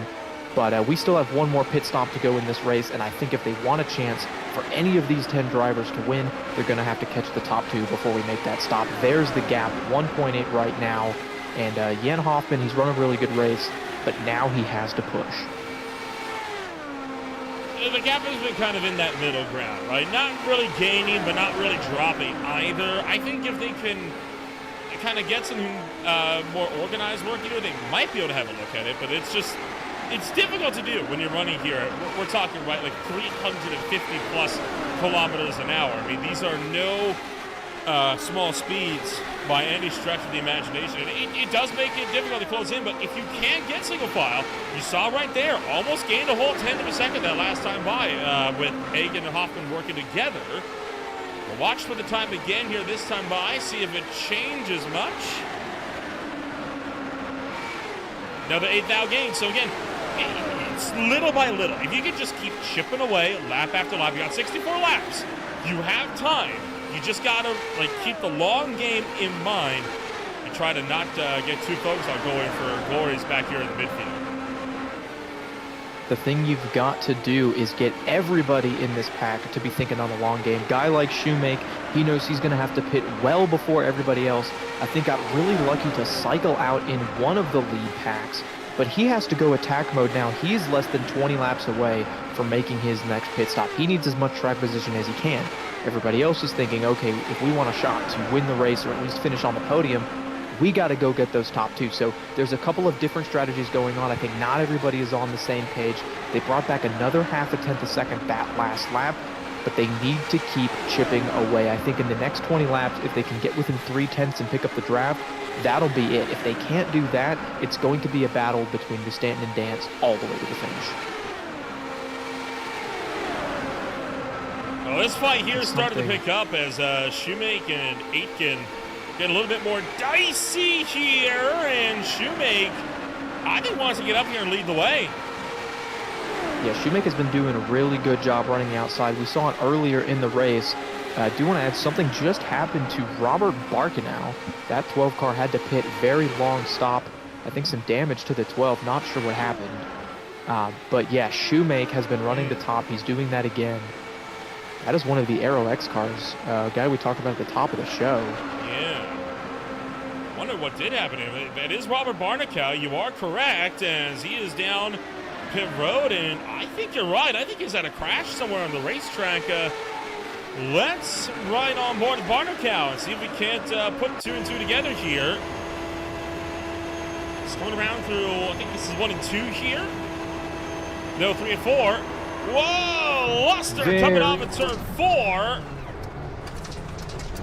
High-speed spin into the infield, but off the track, so no caution, and looking like he just, I believe he may have taken, yeah, he just drove straight to the pits and called it a day from there. Yeah, I think we just have not seen any level of attrition. Less than 60 laps to go. There's only so much that you're going to be able to get back from 2 or more laps down, so that could be day done for Barkenow. But back up front, no progress for Shoemake. Excuse me, this is the second pack. No progress for Shoemake. He tucks in line 4th, just behind the 27 car. Andrew Aiken. Sorry, I was looking at the wrong thing there. But just behind Aiken, he's in the 4th row. 4th in line. He's 4th in something or other. And now Barkenow's coming back out onto the track. This is interesting. Yeah, I agree. I thought for sure he would have been out of the race once he came down to pit road and took a tow once he got down there, but I guess not. I mean, hey, credit to him. He did a good job of mitigating damage to that car, right? I mean, you and I both know what it is with Indy cars. I mean, you end up going for a big slide, and you just can't catch it like if there was a stock car, right? I mean, even a Gen 7 car, yeah, you can probably make a reasonable effort to catch it. Here, though, if the back end goes, it just goes. There's no safety. Yeah, and once that car is out of control, it is truly out of control. It's really up to luck a little bit if you're going to slide it backwards into the wall or slide down into the grass. Barkenow got the better end of those two deals, right? Yes, he burned up his tires, but no actual damage to the car, which is why it surprises me that the pit stop was as long as it was. You'd think to change 4 Firestone tires, maybe it would only be 20 seconds max. He lost 6 laps on pit road, but decided to come back out here anyways. As it's time for Shoemake to pit. Now hold up a second, he's going to get Andrew Aitken with him. Now and if these two can make this work, they're going to have the tandem. They're going to have 2 cars drafting together on an undercut. 55 laps to go. this could be a very aggressive play that gets these drivers back in the mix and could get them up to the 22 and the 1. This is a massive gamble for these guys. They're looking to get this pit stop done and dusted early, and they're not going to be coming down to pit road again, right? They are going to be using their last set of tires here as they go up onto the jacks and then hop back down. So they can go the distance from here. That is important to know, right? It looks like a long way, but you can go the distance from here on fuel. They're just looking to pit really early instead of really late. I don't agree with the call. I would stay out longer, hope that you can get a lucky yellow flag, and then you got fresh tires later in the run. Well, if you look at Shoemaker, he's sort of running out of a choice. He had 48 laps on that last stint. Because he's been short pitting, he short pitted the first yellow, or the first stint. He's been stuck on that strategy ever since. He had no choice. I think the idea for Andrew Aitken was to jump down and get with the 3 car, join him in the undercut, and then have the draft on the exit of pit road. But Aitken did so much of a better job getting on the pit road, having a pit stop, and then getting off. There's so much separation between those 2 cars. It may actually have been better for Aitken to have a slower stop and be drafting with the 3. We'll see how this all shakes out. I don't agree with the call for Aitken, unfortunately. I think that was the box that Shoemaker draw himself. As near contact there, that's Simmons, a lap car. That got a little bit dicey there. As Logan Simmons tried to look for the inside, they were able to keep it together, but not by much. Boy, oh boy. That would have been really rough too. I mean, if you're sitting there, you're Robert Grosser, you've got a lap car looking at your inside. That is not the way that you want to get taken out of one of these races. You at least want to get taken out if you're fighting for position. But luckily they're able to get through that one, no issues. And again, nearly contact, man. I think there's a possibility that Simmons is thinking he could get back on the lead lap. If he can pass a few cars, catch a yellow, he will restart. He will restart with the leaders and may have a chance to get his lap back the old-fashioned way. I'm not saying it's going to be easy at all. I'm not saying it's going to be possible. But if he can leave this pack, catch the leaders, and then pass the 22 into 1 with some pit strategy, and then catch a caution, man, if that's the path that Simmons is seeing for himself, he needs to be full push right now. Now he's got the spot from Grosser. Grosser falling back, going to give a spot back to Schlotterbeck. And Simmons going to continue fighting forward. With how close the races are this afternoon, as we see Franz Josef Sturm come to pit road now, I think the odds that we get a photo finish out of this race are extremely high. Chicago Speedway actually home to one of the closest finishes in IndyCar history with Sam Hortus Jr. and Al Unser Jr., right? Only 2.5 thousandths of a second between the 2 of them. I mean, these guys, they can absolutely have a photo finish if they keep running this close. Another track that I look back to that had a really intense finish, the Charlotte Motor Speedway, but that race actually went down because of fuel mileage. The leader ran out of fuel on the back straightaway on the final lap, ended up finishing all the way back in 7th as a result. There is a distinct possibility that these guys have that photo finish, but that would, I think, rely on Dance and Moose remaining close to the pit stop cycle. But here's a kicker. Even if they don't, we've seen that you're about a half-second lap slower without the draft. So if they're not close together in the pit stops here, that pack from hopping on back is going to run them down. They need to nail this stop when they both come in. And not only do they need to nail it, but the 2 rivals fighting for the win need to work together. I mentioned earlier with Aitken, possibly did too good of a job in pit road, gapping the 3 car. Those 2 are somewhere far back, but they are 5 seconds apart, which means they have no draft. The 22 and the 1 have to be on the same page. If you make a mistake, we've seen that earlier. We saw that with, I want to say the 97 had to reverse into his stall, back up, lose a ton of time. If something like that happens to either the 22 or the 1, could be race over for them. You look at this big pack, you come in with 2 or 3 other guys, somebody makes a mistake, you still have 2 cars to draft with. So they're definitely in a good spot right now. 1.5 second lead is preferable, but you have to be perfect on this stop. You run the risk of losing the draft when you come to pit road. Looks to me like we'll be doing it on the green. And that is going to be something that is going to test not only the pace of these drivers, but also the execution of the little things. And that is what has made them championship contenders this season. It's easy said and done, right? I mean, if you guys are potentially teammates, right, you're often going to be in the same voice channel. You can then communicate, right? Like, I'm going to pit here, or I'm going to be doing this, and you can count them in, right? I'm going to be doing this in 3, 2, 1. Now, that we can properly coordinate it. You can't do that when you're listening to dance because you're not in the same team. You're not going to be in the same channel. You have to really know how to read each other and really read each other here. Now, Dance and Boostin have been fighting together for a good year and a half now, so I would hope that by now they have kind of figured out each other's nuances, but it doesn't make it any easier. And what it reminds me of a little bit is kind of when you're driving your car and you're signaling what you're going to do. Yes, you're going to put your turn signal on, right? But you want to make it very obvious if you're driving to the store that you're going to shift a lane or you're going to take an exit, right? Because the last thing you want to do is get in a wreck. And there it is! Robert Grosser harder to the outside wall, collects AJ Schlotterbeck as well. And that has just changed the equation of this race entirely. Simmons, Aiken, Shoemake, all drivers that gamble in the undercut once again get screwed over by a hard crash in turn 2. Well, they are going to be able to get their lap back if they can wave around, but for the moment, the focus is not on them. It's on the debutant Schlotterbeck, who I don't think was at fault for that one, but we will get another look at it here. Schlotterbeck looks to the inside of Grosser. Oh, he moves to the top and clips him in the right rear, and that is a huge hit. I think there was a checkup in front. I agree with you. I don't think Schlotterbeck's at fault. I think I think Hoffman checked up in front of Grosser, which caused him to stack up, and it was just kind of off from there. This is the hit at speed. Just a vicious lick right into the outside wall.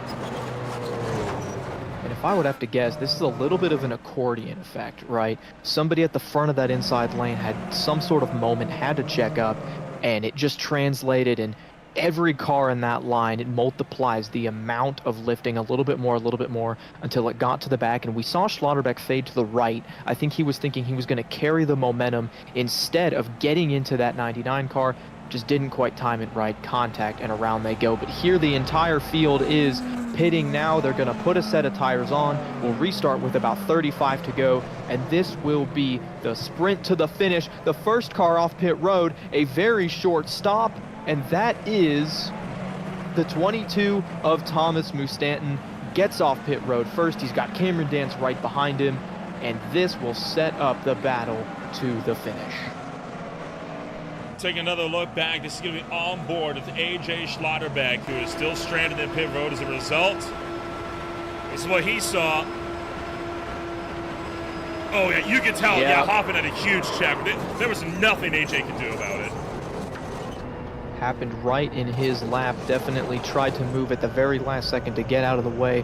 Almost looked to me, too, there may have been a little bit of a netcode situation there, the way that 99 car went around in a hurry. But regardless of that, contact, I think, was imminent. And honestly, both those two drivers just put themselves in a position that was unavoidable. And that is, no matter how many times I'm going to see that, that is going to be a nasty hit. Very glad we're in the simulator. Oh, for sure, right? I mean, that you look at incidents that we've had in the past, right, in both the real world and other IndyCar races, and oh my. Just a violent crash. The Vortex Sim Racing driver. He missed the race this past week, or this past race as well. It was, man, not the way he wanted to have a season go. I mean, this is just, it's falling apart for him. Yeah, and that is going to be a day over for both of those cars. We talked about not having a fast repair, not being able to do anything with that. And so that's going to slide those cars back to 15th and 16th when this race has all shaken out. The first two cars to exit the race. It's going to hurt their points, it's going to hurt their momentum, hurt their seasons. And it stings a little bit too, because they were kind of not in the best spot. Even if this race had gone green, even if they hadn't been in the wreck there, it was just going to be day over. Something happens to the 27th car. The safety car is going to be peeling in right here, and Aitken is still on pit road. Yeah, Aitken had another issue somewhere on the racetrack. We'll look at that in just a moment once things kind of calm down here. But right now, Thomas Mustonen jumps ahead on the loud pedal. He is going to take the green flag, and at this point, it is an all-out dogfight from here to the end. It's going to take these guys a lap or two to get properly closed up again. So we'll take this chance to really quickly show what happened to Andrew Aitken as he was into the outside. Well, this is under yellow. This is under pacing. And that looks like a wheel disconnect. I don't know. I think it looked to me like he tried to throttle up. Maybe was trying to spin the tires a bit to keep some heat in them, and he just got a bit too over-aggressive with it and went to the wall. Here goes Dance with lead around the outside. You want to talk about aggressive? That was a big slingshot move to the outside, and Dance has to catch the car. He's been good at that all day. He does it one more time, but now he's under fire from Ethan Hagen. 34 laps to go, and the 20 car's looking for second. But critically, if Hagen and Dance can work together, right, they're linked up. Mustonen right now, a sitting duck up there in the lead of the race, trying to look for number one. Once again, around the outside, gonna go Cameron Dance, down the back straightaway, into turn number 3. Mustonen holds the bottom side. He blocks off Ethan Hagen from going to make the run, and that traps Dance side by side with Hagen for second. Yeah, Hagen just did not go with Dance when Dance made the move to the top side, and unfortunately for the moment, I think the bottom is where you want to be. If you're Cameron Dance, I think you've got to find your way behind the 20, ride for a little bit, and then make your move. I think if you take the lead right here, you're just not going to be able to do it, but here he goes again. Cameron Dance to the outside, put it in 6th gear, as much throttle as he can give it, but that'll be to the inside for Andrew Wood, somebody we haven't talked about much today, now looking for the 3rd spot. Andrew Wood now down the inside of him as well. The catalyst for Powerside Team Chimera going to jump up into the number 3 spot as Cameron Dance on the backslide here early in this one. Look at this, nearly a tandem of them down the back straightaway. Dance jumps up, Tom trying to once again go for the lead. Wood tried to go with them, but Dance got the front wing in there too quickly to be able to jump up to defend. Yeah, there is no more fuel saving, no more tire saving, no more strategy to play. You are running with what you've got. The aggression level has gone through the roof.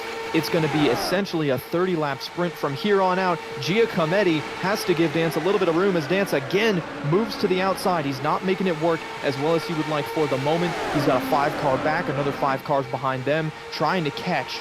But it's going to be really hard, I think, for Cameron Dance to make the top work if he can't get somebody else to go with him. Andrew Wood continuing to maintain the inside for 3rd. Andrea Giacometti up here as well. Giacometti trying to see if he can throw his hat into the ring. Giacometti, one of the drivers, right, a little bit newer to the Classic Indycar Series scene. This is only his 8th race in competition with this league, and boy, it would be big for him because he has never finished in the top 5. He's only finished in the top 10 once, and it came at Phillip Island. He is right now not just gunning for a top 5, he's in contention for his maiden win in Classic IndyCar Series competition. Mark me down as a Giacometti fan. I love an underdog story as much as anybody else, and I think he's got the opportunity to pull it off here. But just like everybody else in that bottom lane, look at that. 4 more cars have joined this pack. It is now the top 9 as Jamie Wilson has just set the fastest lap. He was in that 2nd pack. He pushed as hard as he could, absolutely went for it. And that has brought 9 cars into the mix, 8 cars into the mix. And I think the lapper of Logan Simmons is in that mix as well. But we'll see how this one shakes out. Nearly contact again. Boy, Cameron Dance living up to his last name. I tell you, that 1 car has been dancing all over this racetrack. No kidding. I mean, these guys just absolutely going at it. Cameron Dance trying to find a hole, but there just isn't an opening. It's so tight here. He's got to maintain his run up on the outside of the racetrack, and that is costing him dearly here. 27 laps to go as the fight's going to keep on keeping on. Right now, Thomas Mustonen leading the way at the head of the field. Yeah, I really liked the aggression out of Cameron Dance to jump to the top and try to make that work. But unfortunately, he just got hung out there, and the inside line got tucked up really, really well. Mustansson, Hagen, Wood, 3 very good drivers that pushed that inside lane along.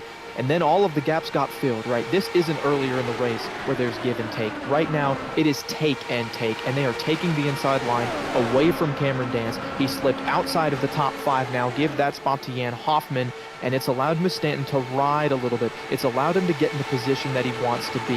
He's got Egan behind him. Egan, I think, you talked about a photo finish earlier. If Egan can wait until 1 to go right here, turn 4, pull out a line with a run, that'll be his bid for the win. Until then, I'd have to imagine the top 2 are content to run single file. So I have a question for you here, and this is a risky question to ask because we've had very, very bad fortunes with the commentator's curse as of late. Do you think we make it to the end here under green, or do we get another yellow before this race is over?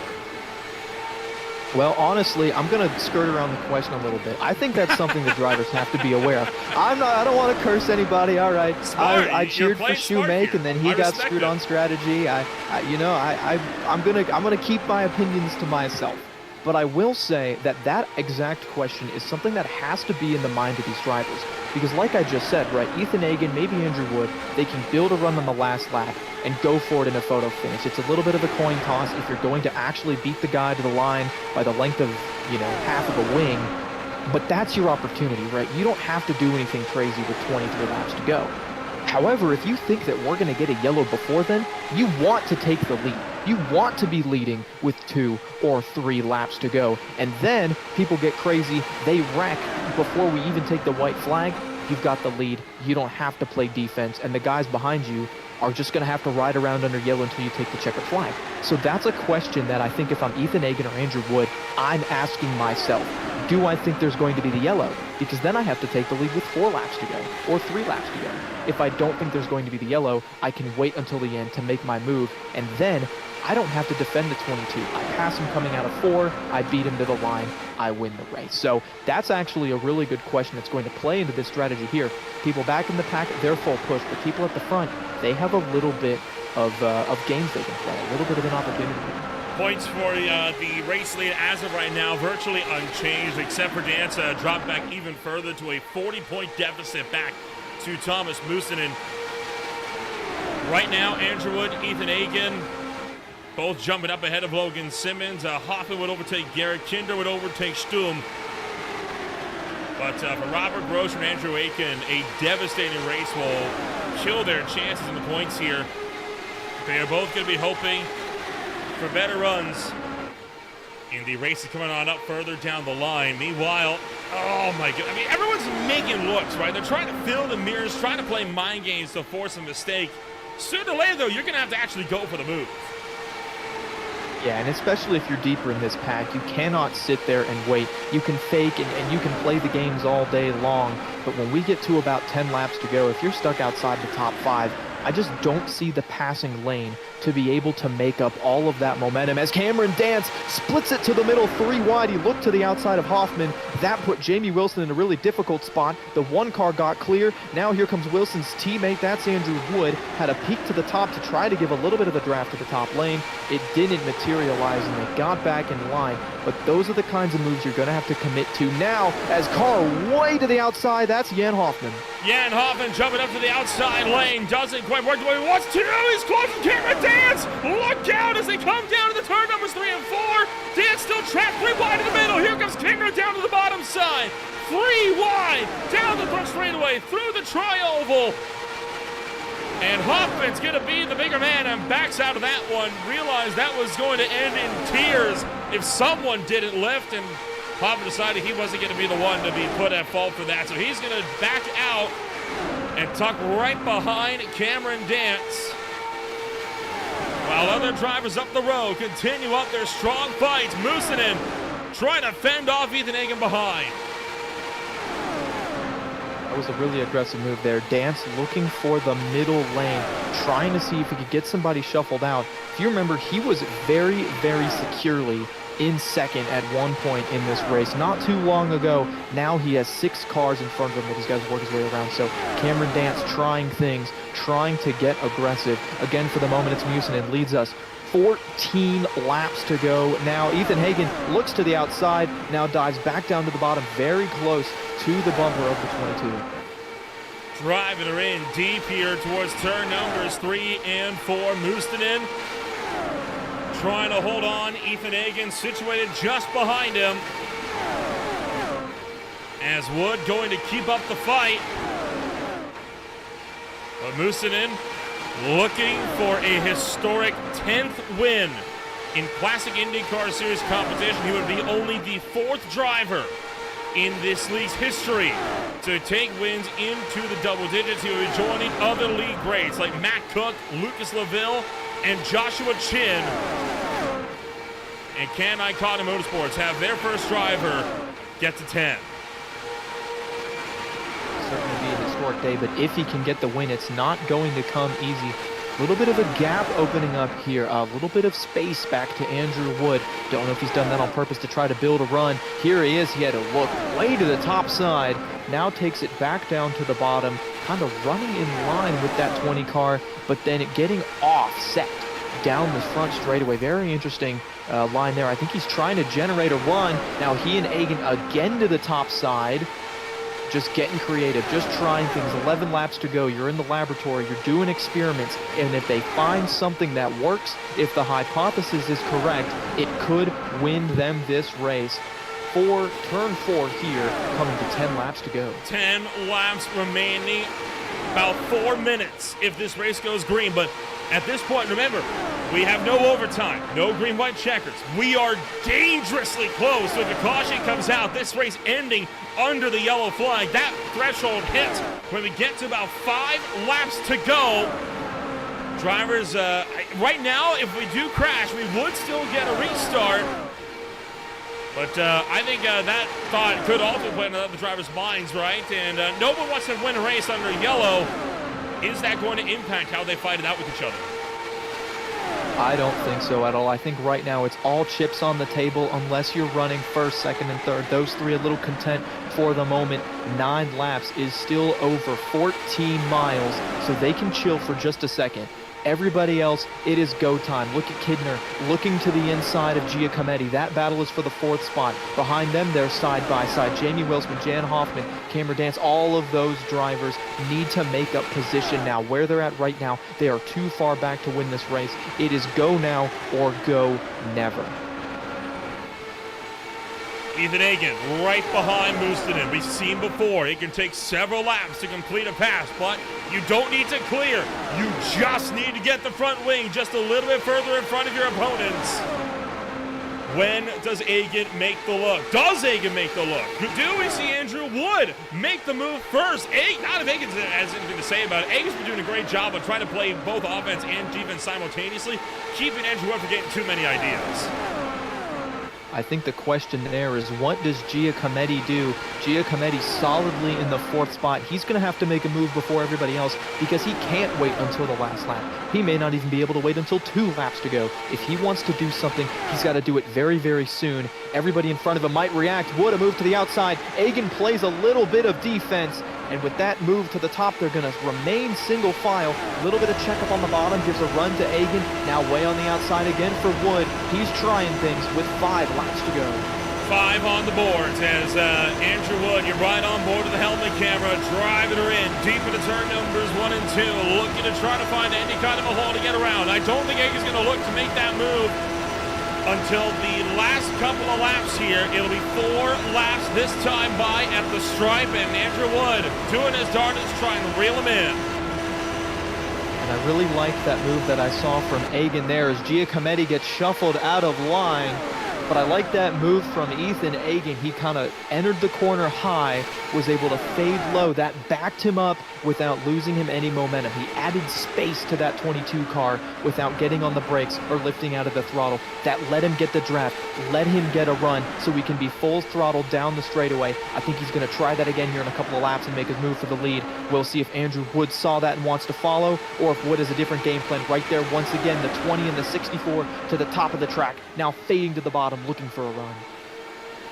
Looking low, looking high, 2.5 laps to go. Popsicle sticks will be in the air this time by as Ethan Hagen does his best to try and hunt down Thomas Musinen. Does he have an answer? It'll be the white flag this next time by, Cade. Yeah, 2 laps to go. Big move there to the inside for Kidner. He's all on the push. Again, he looks to the bottom. Wood has to play defense, and unfortunately, that's going to stack them up. But look at that gap. Here's a run. Egan to the outside, side by side for the lead. He's decided that now is go time. He's got him dead even coming off a 4. They are going to be even coming to the white flag.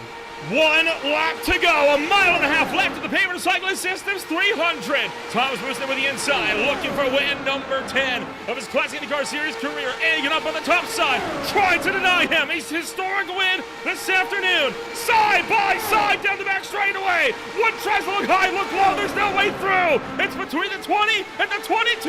Coming out of turn number 4, looking for the stripe. Moosenin hangs on, and it's history! His 10th win of his Classic IndyCar Series career, and he is the 4th driver, and he'll join the greats. What a fight to the checkered flag.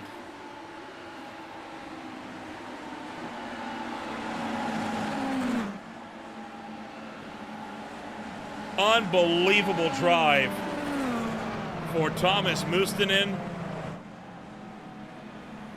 In just the 3rd race and the first night race of CIS history at Chicagoland, he takes his 10th win, but boy, Egan gave him a run for his money coming down to the checker flag. And I have a feeling we're going to be seeing Moosenin doing some burnouts. I think he's earned it. He absolutely has. That was a phenomenal defense there. I think in my mind, Egan may have gone just a little bit early. Once he got established on the top side, it was going to be really, really hard for him to generate momentum. But that being said, Moosenin did exactly what he needed to do, kept that car with as much gas in it as he could, and was able to get the run to the stripe there, winning it by just 45 hundredths of a second. Not a big gap, but that's exactly what he needed to do. Take a look back here at this wild finish here as they came off of turn number 4, and this was, I believe, coming around to take the run here. And boy, Egan tried, but he needed just a little bit more, and by about 3/4 of a car, Moosenin able to snipe the win here this afternoon. A legendary finish here. This race one for the ages here this afternoon, as we will look set to take a rundown of your official post-race results here this afternoon. A wild ride overall, and to close things out, it is Moosenin coming home. Moved up 7 positions where he started in 8th. He takes home the race win and his 10th of his CIS career. He was alongside Ethan Egan this afternoon. It's Andrew Wood coming back number 3. Then Sebastian Kinder back in 4th. Jan Hoffman finishes his race in 5th. Jimmy Wilson in 6th. Gia Comedy in 7th. Cameron Dance, a disappointing 8th place finish this afternoon. That's going to cost him dearly in the points here at the end of this one. Randy Shoemake will be out around in the top 10, just behind Johnny Garrett in the top 10 of the race. Finishing there in 11th, Logan Simmons, even though he went a lap down, was able to recover as much as he could. We'll see how that impacts the overall points. Franz Josef Stoom brings it home 12th, just ahead of Robert Barkenau. Andrew Aitken, we saw that issue under pit road, ended his day. Schlotterbeck, Grosser involved in wrecks, and then Zachary Wareham and VJO unable to take the green flag. Rounds out the field here for tonight's race at Chicagoland PRS 300. It was an absolute thriller, an absolute great race to be a part of. I can't imagine a better way to come into the CIS. Well, we'll take a rundown and give a chit-chat to the drivers that come home, numbers 1, 2, and 3 tonight. And we will speak to first the man of the hour. Thomas, you have just made history in the Classic IndyCar Series. Not only have you won the Classic IndyCar Series' first ever night race at Chicagoland, you are the 4th ever driver in CIS history to make it to 10 race wins, joining the likes of Matt Cook, Joshua Chin, and Lucas LaVille. How does it feel? I don't know what to feel right now. I mean, yeah, it feels really good, and yeah, I wasn't expecting this. Getting my first oval win last time out, and then managing to win here again, and with such a such a stressful, close race, but yeah, somehow everything just worked out again. Yeah, this win did not come easy for you here this afternoon. It was looking like it was going to be a pretty close fight between just you and Cameron Dance, who, of course, your main title rival right now for the points lead. But then that yellow flag came out with under 40 laps to go and kind of changed the whole race over on its head. What was going through your mind when you saw that yellow flag flashing up on your wheel there? Honestly, I was thankful because Cameron was way better than me on pit entries and exits on the only green flag spot we had. So if we had another sequence like that, he definitely would have gotten ahead. And yeah, it's very possible he would have been in that leading position I had that got me the win in the end. So ultimately, I think the yellow helped me out massively. Well, a solid race for you overall here this afternoon. In 2 weeks, we will be back to the road courses here for the Classic Indycar Series. Of course, the road courses, a place you have always excelled, and it's a trip to the Mid-Ohio Sports Car Course. What's going to be the game plan as we swing back out to Ohio? Well, at this point, it's really just going to be try to get another win. And yeah, really need to start thinking about the championship now, I guess. Just don't throw away points, try to maximize everything. There's not really much more to do now. Pretty much. You got a good points deficit working back to Cameron Dance, and we'll see how you do when we swing back out to Lexington. Good luck. Yeah, thank you. Listening comes home, number 1 this afternoon, a legendary race for him. We will move on back to Ethan Agan, the driver of the number 20. He comes home second place, gave it his all. It wasn't quite enough this afternoon. Cage, you're standing by with our runner-up. Yeah, Ethan, first off, congratulations on P2. It was a lot of fun to watch, but I know it's got to sting just a little bit. Do you think there was anything you could have done differently to try to get around that 22? I just needed to be more close to him in 3 and 4 in the last lap. I thought I was close enough to him, but looking at the replay, I was not. So that's pretty much what cost me. But also, if I did it on the last lap, I probably would have had him more. But I don't know. It was a lot of fun. It just sucks to finish second or to lose that race that close. And it certainly does. I mean, it doesn't matter how exciting it is up here in the booth. It's got to sting from behind the wheel. But overall, it was a great fight all race long. You were able to get yourself on the preferred strategy. And walk me through that last restart there at the end. We went green with about 35 laps to go. Did you know then that that was when you had to put yourself in position, or did you think we were going to get another yellow? I mean, I decided to put myself in position. I mean, the way how the race went, the yellows didn't quite come as I thought it would in this race. Everyone really kept it clean all day, all race long, which was much appreciated. But yeah, just gotta on that situation, especially for Chicago, you just gotta hope for the best, have a little luck. And luckily, there was an open with me and Cameron for me to get to second. And I was just waiting, like, when is the perfect time to get past Tomas, but just made that one mistake and it cost me in the end. Well, hey, it's all right. You still bring it home second, scored a lot of points today, and can definitely build some momentum towards the rest of the season. Before we let you go, here's anybody that you want to give a shout out to? Yeah, just thank everyone from the team. They just make awesome setups constantly, especially on the ovals. And thanks to my family, and just love to do what I do.